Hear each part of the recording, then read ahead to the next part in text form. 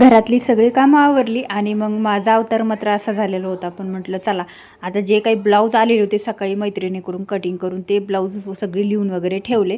त्यानंतर माझ्या काही कस्टमरचे ब्लाऊज होते, म्हणजे काल मी जे ब्लाऊज 5 कट केले होते त्यातले 2च शिवले होते, ते पण हुक लावायचे राहिले होते ना. आज ते 3 ब्लाऊज मला कंप्लीट करायचे होते राहिलेले. एक ब्लाऊज शिवला, पण मुलांचं काहीतरी चटरपटर खायचं सुरू होतं. मग त्यांना खायच्या होत्या पापड, तर मग पापड मस्त त्यांना तळून दिले आणि मस्त पापड पण खाल्ले मस्त. आणि इतकं छान पापड फुगतात नाही, तुम्हाला मी एका व्हिडिओमध्ये दाखवले होते, तर बघा. आणि त्यानंतर मग जेवण वगैरे केलं मस्त आणि थोडा वेळ मग रिलॅक्स केला. आणि हे 2 ब्लाऊज मला शिवायचे होते अजून. तर म्हटलं चला आज 3 ब्लाऊजचं टार्गेट आहे. ते एक तर ब्लाऊज झाला होता कंप्लीट, 2 राहिले होते, तर म्हटलं लगेच शिवायला घ्यावा.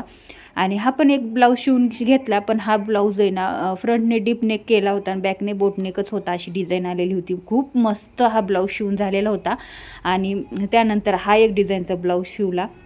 ही डिझाईन बनवता बनवता खूप वेळ लागली मला, कारण ही डबल नेक डिझाईन आहे ना. अशी डिझाईन बनवताना ना असं पातळ वगैरे कपडा असतो ना, तो ऑर्गेन्झा नेटचा, त्याचा तर खूप त्रास देतो. पण ठीक आहे म्हटलं, शिवून घेतला, पूर्ण कंप्लीट केला. त्यानंतर रात्रीचं जेवण वगैरे सगळं आवरून घेतलं आणि मग बसले हुक बसवायला ब्लाऊजला. सगळे हुक वगैरे बसून घेतले. तर चला व्हिडिओला लाईक करा, शेअर करा आणि चॅनलला सबस्क्राईब